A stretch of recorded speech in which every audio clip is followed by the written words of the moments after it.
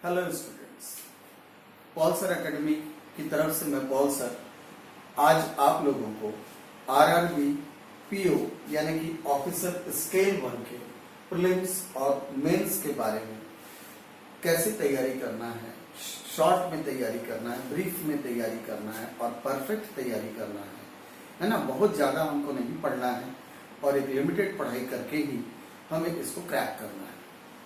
तो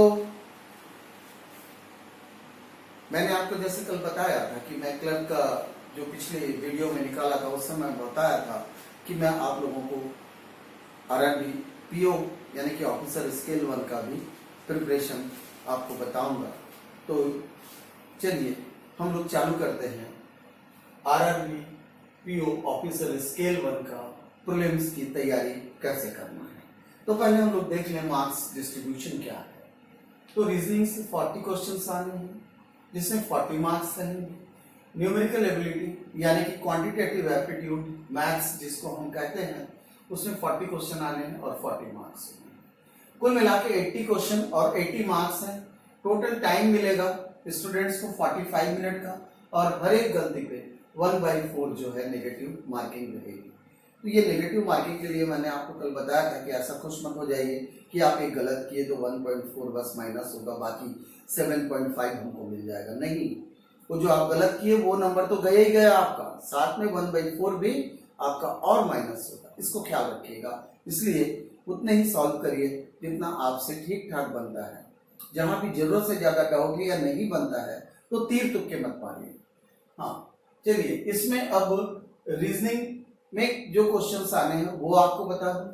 तो रीजनिंग में आपको केवल ये 8 से 9 चैप्टर ही, 8 चैप्टर बोलूंगा तो ज्यादा अच्छा रहेगा। इसका मेन प्रिपरेशन आपको करना है क्योंकि वो मैक्सिमम क्वेश्चन आपके कवर करते हुए चले जाएंगे।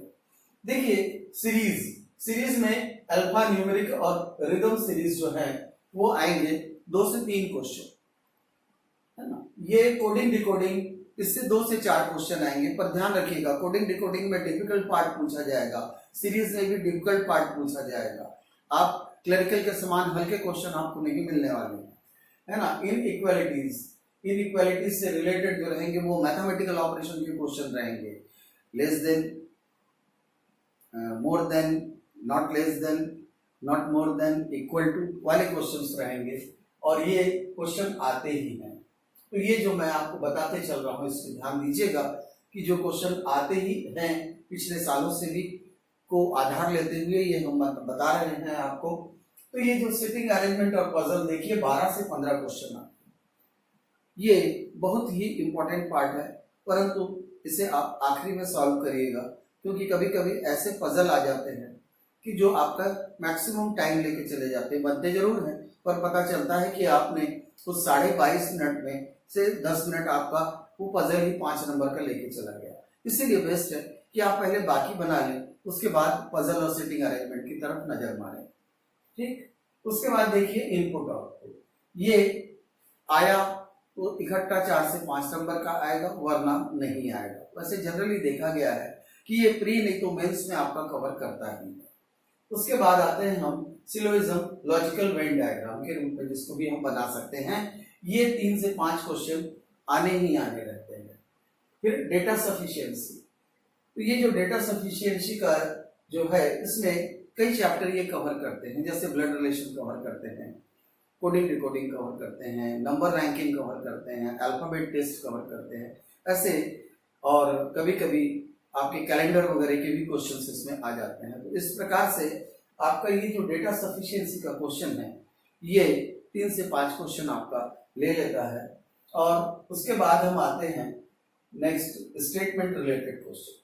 इसमें statement argument, statement assumption, statement courses of action and statement conclusion, इससे भी क्वेश्चन आपको 4 से 5 मिलेंगे, है ना। और एक आध ज्यादा भी मिल सकते हैं क्योंकि स्टेटमेंट वाला पार्ट पीओ में ऑफिसर के एग्जाम में बहुत इंपॉर्टेंट माना जाता है। तो इसीलिए और जो बाकी जो चैप्टर बच रहे हैं उससे 5 से 9 क्वेश्चन आपको मिल सकते हैं। तो मेरा ये मेन कहना आपके साथ यही रहेगा कि ऊपर के 8 चैप्टर को आप अच्छे से प्रिपेयर करिए, मैक्सिमम क्वेश्चन आप कवर कर लेते हैं और उतने समय में आप उतना ही क्वेश्चन बना पाएंगे। हो सकता है कि आप पूरे क्वेश्चन ना बना पाए। और इस बार थोड़ी सी सीट ज्यादा है, पिछली बार सीट कम थी इसलिए कट ऑफ बहुत हाई चला गया था, केवल 2 सीट थी तो ऑब्वियसली कट ऑफ बहुत हाई चला गया था। इस बार थोड़ी सी सीट ज्यादा है, इसीलिए आप निश्चिंत रहिए कि कट ऑफ उतना अधिक नहीं जाएगा, थोड़ा नीचे रहेगा कट ऑफ, ठीक है, पिछले साल की तुलना में। अब रहे कि आपको रीजनिंग का इस प्रकार से प्रिपरेशन करके मैक्सिमम स्कोर लेके आ जाना है। अब हम आते हैं मैथमेटिक्स, जिसको हम न्यूमेरिकल एबिलिटी या क्वांटिटेटिव एप्टीट्यूड कहते हैं। इसमें देखिए सिंप्लीफिकेशन से 5 क्वेश्चन आने, नंबर सीरीज से 2 से 3 क्वेश्चन आने, परसेंटेज प्रॉफिट एंड लॉस से 5 क्वेश्चन करीब आने हैं, अप्रोक्सीमेट वैल्यू से 2 से 3 क्वेश्चन आने हैं। इनइक्वालिटी, अब ये जो इनइक्वालिटी रहता है इसका इनइक्वालिटी थोड़ा सा डिफरेंस रहता है। उसके इनइक्वालिटी में आपके रीजनिंग के चैप्टर्स से होते हैं, परंतु इसमें इनइक्वालिटीज में क्वाड्रेटिक इक्वेशन, लीनियर इक्वेशन ये दिए जाते हैं, है ना। इससे रिलेटेड आपको 2 से 4 क्वेश्चन मिलते हैं, है ना। परम्यूटेशन, कॉम्बिनेशन और प्रोबेबिलिटी मिलाकर के 2 से 4 क्वेश्चन तैयार होते हैं। मैंसुरेशन मतलब एरिया और वॉल्यूम, क्षेत्रफल और आयतन, उसको मिलाकर के आपके 1 से 3 क्वेश्चन रहेंगे। डेटा इंटरप्रिटेशन, ये बहुत ही ज्यादा इंपॉर्टेंट पार्ट है, इसको तो आप निश्चित ही तैयार करिए क्योंकि 2 डेटा इंटरप्रिटेशन आपको मिलेंगे, है ना। तो डेटा इंटरप्रिटेशन 4 प्रकार के होते हैं। एक होता है टैबुलेशन, दूसरा होता है बार डायग्राम, तीसरा होता है लाइन ग्राफ और चौथा होता है पाई चार्ट। अभी कुछ और डेटा इंटरप्रिटेशन कैसलेट के रूप में आए हैं, वो आपका हो सकता है कि आपको मेंस में पूछे, तो जब मैं मेंस के बारे में बताऊंगा तो मैं आपको बताऊंगा कि आपको कैसलेट भी तैयार करना पड़ेगा। अब आते हैं हम डेटा सफिशिएंसी के क्वेश्चन। इसमें जो डेटा सफिशिएंसी के क्वेश्चंस आते हैं वो डिफरेंट चैप्टर्स के ऊपर से रहेंगे, जैसे average, age, profit and loss, time and distance और आपका simple interest, compound interest, mensuration, इनके ऊपर से डेटा सफिशिएंसी के क्वेश्चन तैयार किए जाते हैं। तो इसको भी आपको देखना है। डेटा सफिशिएंसी में क्वेश्चन पूरे बनाने नहीं होते, केवल उसमें आंकड़ों की पर्याप्तता बतलानी होती है, मतलब क्या डेटा रिक्वायर है ना। उसमें आपको ए और बी या पी या क्यू के रूप में 2 स्टेटमेंट दिए होंगे, कौन से स्टेटमेंट के सहारे आप आंसर तक पहुंच सकते हैं, बस इतना ही बताना होता है। इसके लिए आपका बेसिक बहुत अच्छा होना चाहिए, आपको उस चैप्टर का बेसिक मालूम होना चाहिए। फिर रेस्ट ऑफ द चैप्टर से आते हैं 7 से 10 क्वेश्चन। तो देखिए कि आपका प्रिपरेशन जो मेन रहेगा वो 9 चैप्टर के ऊपर रहेगा। 9 चैप्टर के ऊपर आपको प्रिपरेशन करना ही पड़ेगा। ऐसा जरूरी नहीं है कि आप बोलेंगे कि नहीं सर मैं तो कम, आप बोले तो एकदम ही कम पढ़ के, कुछ भी नहीं पढ़ के आप पास कर जाए, ऐसा नहीं है। मेहनत तो थोड़ा सा करना ही पड़ेगा। अब आप इससे भी ज्यादा शॉर्टकट बोलोगे तो मैं यही बोलूंगा कि भाई आप अपना पेंसिल लेना और राम राम राम राम करके कोई एक में टिक मारना, फिर बाद में मरा मरा मरा हो जाएगा, तो ऐसा नहीं। आपको थोड़ा सा तो मेहनत करना पड़ेगा। मैं आपके मेहनत को कम कर रहा हूँ, है ना। 50% मैंने आपके मेहनत को कम कर दिया है, उससे आप इसको प्रिपेयर करिए, आपका प्री निश्चित रूप से निकलेगा। मेरी शुभकामना आपके साथ है। अब हम लोग प्रिपेयर करेंगे, प्रिपरेशन बतलाऊंगा मैं आपको मेंस का।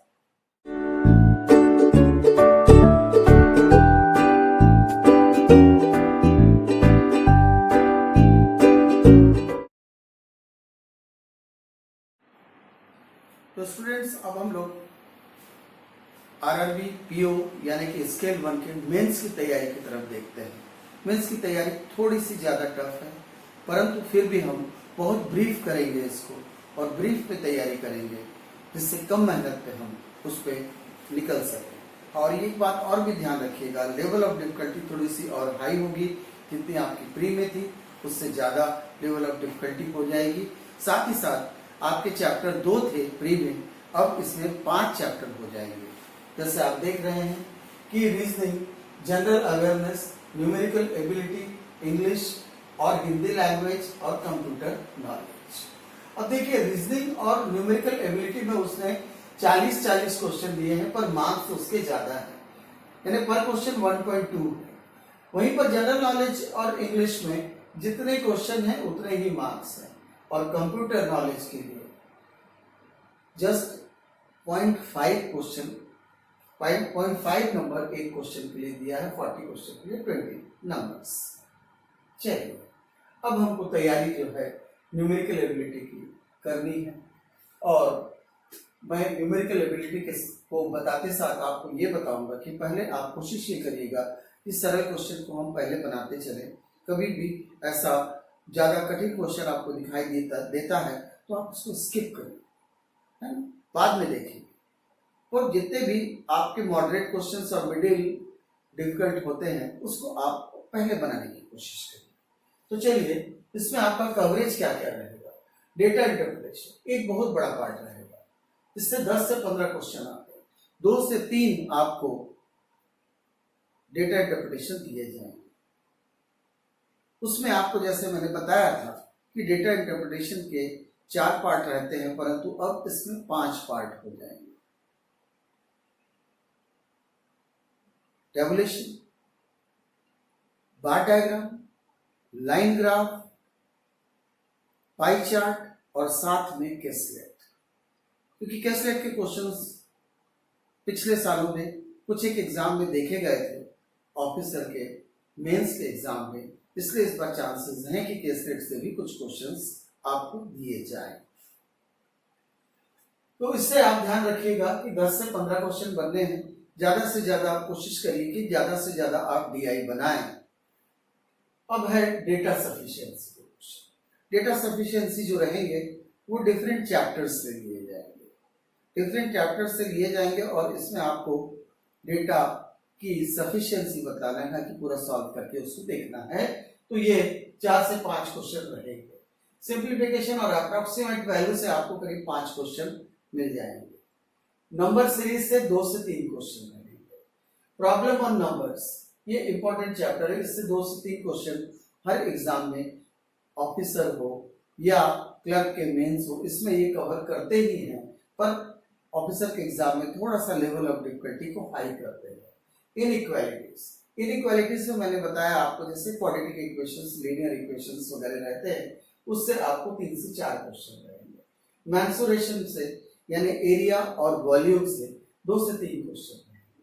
परसेंटेज प्रॉफिट एंड लॉस से 2 से 4 क्वेश्चन रहेंगे।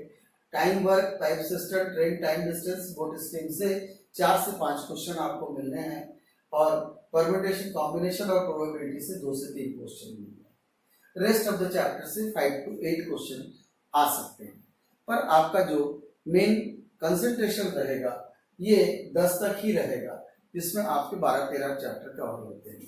देखिए कि चैप्टर्स तो बहुत सारे हैं, चैप्टर बहुत सारे हैं, करीब करीब 35 चैप्टर्स होते हैं अगर आप पीओ के मेंस की तैयारी करते हैं। 35 चैप्टर प्लस 5 आपके डेटा इंटरप्रिटेशन, इस प्रकार से 40 चैप्टर्स में आपका कवरेज रहता है। तो इस 40 चैप्टर में अगर आपको 12-13 चैप्टर ही अगर करके मैक्सिमम क्वेश्चन आपके कवर हो रहे हैं, तो आप कोशिश यही करिएगा कि आपका मिनिमम एफर्ट और मैक्सिमम आउटपुट आए। तो इसमें मैंने जो नंबर ऑफ क्वेश्चन दिए हैं ये पिछले प्रश्न पत्रों के आधार पर दिया है, ऐसा मैं क्लेम नहीं कर रहा हूं कि इतने ही आएंगे, है ना, ये प्रोबेबिलिटी, संभावनाएं हैं, उसको मैंने आपको बतलाया है, ठीक है। तो न्यूमेरिकल एबिलिटी आपको अच्छे से समझ में आ गया होगा कि किस प्रकार से प्रिपरेशन इसका करना है। देखिए इसमें शॉर्ट ट्रिक्स का बहुत ज्यादा ध्यान रखना है आपको, है ना। बुक्स में जनरली लॉन्ग कट दिए रहते हैं, लॉन्ग कट से आप बनाने जाएंगे तो इतने सारे क्वेश्चंस बनना बहुत मुश्किल है, तो शॉर्ट ट्रिक्स होना जरूरी है। यदि आपके पास शॉर्ट ट्रिक्स हैं, जल्दी जल्दी बनाना शॉर्ट ट्रिक्स नहीं, एक अलग मेथड होता है जिससे हम आंसर पे बहुत तेजी से पहुंचते हैं, वो मेथड कहलाता है शॉर्ट ट्रिक्स। अगर आपके पास है बहुत अच्छा है, नहीं तो आप हमारी मदद ले सकते हैं पॉल सर एकेडमी में आकर के लॉग इन करिए और हमारी मदद लीजिए। उसके बाद आते हैं हम लोग रीजनिंग में, जिसमें कि 50 नंबर है, 40 क्वेश्चन, ये भी 40 क्वेश्चन 50 नंबर, ये भी 40 क्वेश्चन 50 नंबर, मतलब ये एक वाइटल यानी इंपॉर्टेंट पार्ट है, जिसमें आपके रीजनिंग इनइक्वालिटी से 4 से 5 क्वेश्चन आएंगे। तो रीजनिंग इनइक्वालिटी में आपको मैंने आपको बताया था ज्यादातर इसमें मैथमेटिकल ऑपरेशन से रिलेटेड क्वेश्चंस पूछे जाते हैं, है ना, greater than, not greater than, less than, not less then और इक्वल टू, इस टाइप के क्वेश्चंस रहते हैं। वो 4 to 5 क्वेश्चंस आपको आने हैं। सीरीज जिसमें कि अल्फा न्यूमेरिक और रिदम सीरीज ही ज्यादा पूछे जाते हैं, क्योंकि नंबर सीरीज तो इधर पूछ ले जाते हैं। तो इसमें 2 से 3 क्वेश्चन आने की संभावना है। सिलोइज्म, जिसको हम लॉजिकल वेन डायग्राम से भी बनाते हैं, उससे 3 से 5 क्वेश्चन आने की पूरी संभावना रहती है। सिटिंग अरेंजमेंट और पजल टेस्ट, ये तो बहुत बड़ा इंपॉर्टेंट पार्ट है, जिससे 12 से 15 क्वेश्चन आते ही हैं हर एग्जाम में। खास करके आपके पीओ के क्वेश्चन में तो आना ही आना है। तो ये आप ध्यान रखिएगा कि इसमें थोड़ा सा आपको सिटिंग अरेंजमेंट में थोड़ा सा एक्सपर्टाइज लेना पड़ेगा, और पजल को भी आप अगर अच्छे से बनाते हैं, परंतु इनको सॉल्व करना है आपको आखिरी में। बाकी पहले आप बाकी क्वेश्चंस को सॉल्व कर लीजिएगा और आखिरी में आप पजल को हाथ लगाइएगा। भले ही आप सिटिंग अरेंजमेंट को हाथ लगा सकते हैं, क्योंकि वो उतना डिफिकल्ट नहीं होता जितना कि पजल होता है। और उसके बाद आते हैं हम लोग इनपुट आउटपुट में। देखिए, प्री में मैंने 0 से 5 क्वेश्चन मैंने आ सकता है, आएगा तो लेकर के 4-5 आएगा, वरना नहीं आएगा, परंतु इसमें संभावना पूरी रहती है कि इनपुट आउटपुट से आपको 4 से 5 क्वेश्चन मिलेंगे। फिर आते हैं डेटा सफिशिएंसी। डेटा सफिशिएंसी में 3 से 5 क्वेश्चन डेटा सफिशिएंसी में आते क्या है। डेटा सफिशिएंसी में जनरली जितने भी चैप्टर्स हैं आपके, है ना, आपके कोडिंग डिकोडिंग हुए, उसके बाद टाइम सीक्वेंस हुआ, नंबर रैंकिंग हुआ, अल्फाबेट टेस्ट हुआ, ब्लड रिलेशंस हुए, है ना, हो सकता है कि कुछ उसमें से क्लासिफिकेशन एनालॉजी के भी क्वेश्चंस आ जाएं। तो जो भी अदर चैप्टर से रिलेटेड जो रहते हैं वो डेटा सफिशिएंसी में आपको आ सकते हैं। फिर आते हैं हम स्टेटमेंट क्वेश्चंस। स्टेटमेंट क्वेश्चंस में रहता है statement argument, statement assumption, statement courses of action and statement conclusion. इसमें से आपको 4 से 6 क्वेश्चन आने हैं, क्योंकि मेंस में इसको ज्यादा तवज्जो दिया जाता है, इसीलिए इसमें चांसेस ज्यादा रहते हैं क्वेश्चन के आने के। अब रेस्ट ऑफ द चैप्टर से आपको 6 से 8 क्वेश्चंस आ सकते हैं। देखिए, रीजनिंग भी बहुत बड़ा भाग है, इसमें भी 30 चैप्टर करीब कवर होते हैं, और यदि हम केवल 7-8 चैप्टर करके ही मैक्सिमम स्कोर कर लें तो ये हमारी एक ब्रीफ और परफेक्ट तैयारी रहेगी। तो इसमें आपको कहीं भी अगर डीप में जाना हो और जल्दी से जल्दी बनाने की कला सीखनी हो तो आप बिल्कुल पॉल सर एकेडमी में लॉगिन करके मदद ले सकते हैं। चलिए, अब हम आते हैं इंग्लिश। इंग्लिश में ग्रामर से 5 से 10 लिखा है मैंने, परंतु मेंस में जनरली ग्रामर को थोड़ा कम कर दिया जाता है, ठीक है। फिर भी मैंने 5 से 10 क्वेश्चन लिखा है। रीडिंग कॉम्प्रिहेंशन थोड़े बढ़ जाते हैं, ये 10 से 15 हो जाते हैं। मतलब आपको 2 रीडिंग कॉम्प्रिहेंशन दिए जा सकते हैं, या तो 8-4 का या 10-5 का। पैराग्राफ मतलब रिकंस्ट्रक्शन ऑफ सेंटेंसेस। अब यहाँ देखिए, ये पीओ है, तो यहाँ रिकंस्ट्रक्शन ऑफ सेंटेंसेस नहीं देगा आपको, रिकंस्ट्रक्शन ऑफ पैसेज देगा, रीअरेंजमेंट ऑफ पैसेज देगा, जिसमें आपको 5 या 6 वाक्य दे दिए जाएंगे, जिसको आपको जोड़ करके एक पैसेज बनाना होगा। उसको किस तरीके से रीअरेंज करना है ये आपको बनाना होगा। इससे भी क्वेश्चन आ जाते हैं करीब 5। अब रहा क्लोज टेस्ट। क्लोज टेस्ट का मतलब ये होता है कि एक पैसेज है, उसके अंदर 5 आपके ब्लैंक स्पेस रहेंगे। एक एक ब्लैंक स्पेस को भरने के लिए आपको 5-5 वर्ड दिए जाएंगे। उस 5 में से कोई एक वर्ड वहां पर फिट होता रहेगा, और इस प्रकार से आपको 5 ब्लैंक स्पेस को भरना है और उस पैसेज को क्लोज करना है। तो वो उसमें से आते हैं तो 5। अब रहा फिलअप्स। अब यहाँ पर फिलअप्स 2 प्रकार के होते हैं, एक तो सिंगल फिलअप्स होता है, एक डबल फिलअप्स।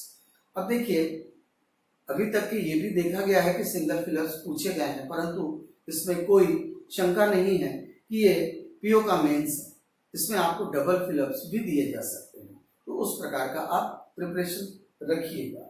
और वन वर्ड सब्स्टिट्यूशन हुआ, इडियम्स फ्रेजेस हुए, इससे 2 से 3 क्वेश्चन आ सकते हैं अगर अदर्स वगैरह नहीं दिया तो। यदि इधर तक दे रहा है तो चांसेस कम है अदर्स एरिया में आपको क्वेश्चन दे, वरना अदर एरिया से भी कभी कभी 2-3 क्वेश्चन डाल दिए जाते हैं। अब रहे हम अगले में आते हैं जनरल अवेयरनेस, जिसमें कि 20 क्वेश्चन जनरल अवेयरनेस से रहते हैं और बैंकिंग और इकोनॉमी से 20 क्वेश्चन रहते हैं। नाम का रहता है जनरल अवेयरनेस, पूछे दोनों जाते हैं, क्योंकि बैंकिंग का एग्जाम आप दे रहे हैं, ऑब्वियसली बैंकिंग उसमें पूछा जाएगा।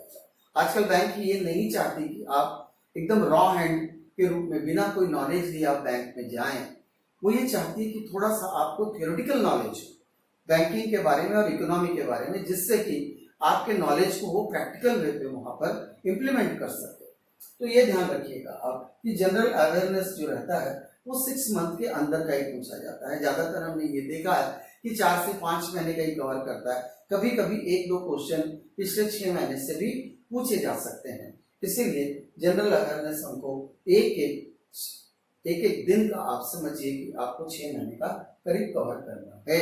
तो आपके 20 में से आप तय मान लीजिए कि 15 के ऊपर क्वेश्चन आ ही जाएंगे। ठीक उसी प्रकार से बैंकिंग और इकोनॉमी के करीब 35 चैप्टर्स होते हैं। उनको अगर आप पूरा अच्छे से गो थ्रू करते हैं तो निश्चित है कि उसमें भी आप 15 के ऊपर स्कोर करेंगे, ये आप मान लीजिए। तो आपको अगर देखिए जनरल अवेयरनेस के तो क्वेश्चन मिलते रहते हैं, परंतु बैंकिंग और इकोनॉमी के क्वेश्चन परफेक्ट वे पे जल्दी से कोई इंस्टीट्यूशन देना नहीं चाहता। वो देता जरूर है परंतु 100% नहीं देना चाहता। इसीलिए मैं आपसे विनती करूंगा कि आप बिल्कुल हमारी संस्था से जुड़िए और इसका पूरा नॉलेज दीजिए। तो ये हुआ आपका जनरल अवेयरनेस का पार्ट। कंप्यूटर पार्ट जिसमें है 40 क्वेश्चन और नंबर केवल आपको 20 मिल रहे हैं, है ना। तो बैंक ये चाहती है कि आप जब आते ही साथ कंप्यूटर पे बैठ रहे तो आप ऐसा ना कहे अरे क्या चीज है तो टीवी टाइप दिख रहा है, ऐसा ना। आपके कंप्यूटर के नॉलेज थोड़े से हो, एटलीस्ट थ्योरेटिकल नॉलेज तो हो ही हो, साथ में थोड़ा थोड़ा प्रैक्टिकल नॉलेज हो, क्योंकि वो आपको history of future of the computer के ऊपर से कुछ क्वेश्चन पूछेगा, नॉलेज ऑफ सॉफ्टवेयर और हार्डवेयर के ऊपर से कुछ क्वेश्चन पूछेगा, एब्रिविएशन और शॉर्टकट कीज जो होते हैं, है ना, एक स्थान से दूसरे स्थान में जाने के लिए वो आपसे पूछेगा कि उसके कमांड्स क्या होते हैं। एमएस ऑफिस और डेटाबेस, तो एमएस ऑफिस जो है वो वाइटल पार्ट रहता है बैंक के लिए, है ना। इसमें वर्ड का बहुत ज्यादा हम यूज करते हैं और एक्सेल के ऊपर तो पूरी शीट ही बनी रहती है, इसलिए एक्सेल के कमांड्स ज्यादा पूछे जाते हैं। और पावर पॉइंट का भी यूज होता है। पावर पॉइंट का यूज बीच बीच में आपको देखने मिलेगा कि किसी भी डेटा को सामने लाना रहता है तो एकदम पावर पॉइंट के टाइप का सामने में आके टिकता है, तो ये पावर पॉइंट का भी यूज है। और डेटाबेस जो है वो कलेक्शन ऑफ डेटा को आप एक जगह ला करके कैसे स्टोर कर सकते हैं दूसरी जगह से एक तीसरी जगह में ले जा करके।